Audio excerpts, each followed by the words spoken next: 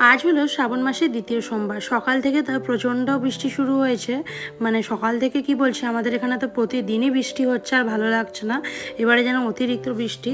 তো মেয়ে তো স্কুল কামাই করতে একদমই চায় না, যতই বৃষ্টি হোক আর যাই হোক স্কুল যাবে। তো সকালবেলায় আজকে নিরামিষই রান্নাবান্না করেছিলাম, আলু ভাজা ভাত। মেয়ের আবদারে ও নিরামিষ হলে তেমন কিছু খেতে চায় না।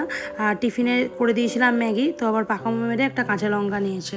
তো এখানে ওরা খেয়ে চলে গেল। তারপর আমি ঘরের সমস্ত কাজকর্ম সেরে স্নান করে রেডি হয়ে নিচ্ছি। আজকে তো শ্রাবণ মাসের সোমবার। আগে তো মন্দিরে পুজো দিতে যেতাম, তবে এখন আর মন্দিরে পুজো দিতে যেতে একদমই ভালো লাগে না ভিড়ের মধ্যে। তো বাড়িতেই আমি আমার শিবলিঙ্গে পুজো করব। তো আজকে এই চুড়িদারটা নতুনই পরেছি, এটা অনেক দিন আগে এক দিদির কাছ থেকে নিয়েছিলাম, ফেসবুকের একটা পেজ থেকে। তো এই পোস্টটা দেখে তোমরা আমাকে অনেকেই এর লিঙ্ক চেয়েছো, তবে আমি এর লিঙ্ক তোমাদেরকে দিতে পারবো না, কারণ এটা আমি অফলাইনে কিনেছি। তো রেডি তো হয়ে গেছি, যেটুকুনি সাজগোজ করার করে নিয়েছি। আর আজকে জানো তো, বহুদিন পর আলতা পরলাম পায়ে। পুজো পার্বণ হলে তো আগে পরতাম, তবে এখন আর সেইভাবে খুব একটা পরা হয় না। তো ঠাকুর ঘরে চলে এসেছি দেখো, আর বর কিন্তু সমস্ত কিছু এখানে রেডি করে রেখে দিয়ে গেছে। মানে দুধ, দই, ফলমূল, মিষ্টি যা আনতে বলেছিলাম পুজোর সব কিছু। তো আজকে ঠাকুরের জন্য 3 রকমের ফল আনা হয়েছে, আপেল, আম, কলা, আর মিষ্টি আনা হয়েছে 5 রকমের। তো সেটাই আমি আগে ঠাকুরের থালাটা সাজিয়ে নিচ্ছি, তারপর কিন্তু বাড়ির সমস্ত ঠাকুরকে পুজো দিয়ে আমি মহাদেবকে অভিষেক করাবো। তো এখানে দেখো সমস্ত কিছু গুছিয়ে নিলে না পুজোটা করতে সুবিধা হয়। আর আমার জানো তো ছোটোবেলা থেকে পুজো করতে ভীষণই ভালো লাগে। মানে পুজো পাঠ করতে আমি খুব ভালোবাসি।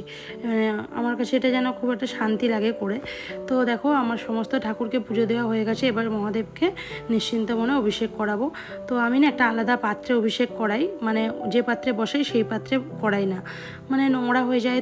তো প্রথমে দুধ, দই, ঘি, মধু সব কিছু দিয়ে অভিষেক করালাম। আর আমাদের বাড়িতে 3খানা শিব রয়েছে, তো প্রত্যেক কটাকেই করাতে হলো। আমি জানো তো ছোটো থেকেই শিব পুজো অনেক করেছি। মানে ছোটোবেলায় মা যখন মন্দিরে যেত আর কি, আমি যখন ছোটো ছিলাম মায়ের সঙ্গে সঙ্গে হাত ধরে ধরে যেতাম। মা যা উপোস করতো আমিও করতাম, শিবরাত্রি করতাম। তারপরে নীলের পুজোর সময় ভাত খেতাম না, মায়ের সঙ্গে আটা বা ময়দার জিনিসপত্র খেতাম। মানে আমি ভাত খেতে পছন্দ করতাম না বলে মনে করতাম যে পুজো উপোস করলে আর কি ভালো মন্দ খাওয়া দাওয়া হয়, তো সেই লোভে পড়ে করতাম। তো এখনও পর্যন্ত তো সেটা মানে চালিয়ে যাচ্ছি। যাই হোক, তো আমার কিন্তু তোমাদের সঙ্গে গল্প করতে করতে পুজো দেওয়া কমপ্লিট হয়ে গেছে। আজকের ব্লগটা তোমাদের কেমন লাগলো অবশ্যই জানিও।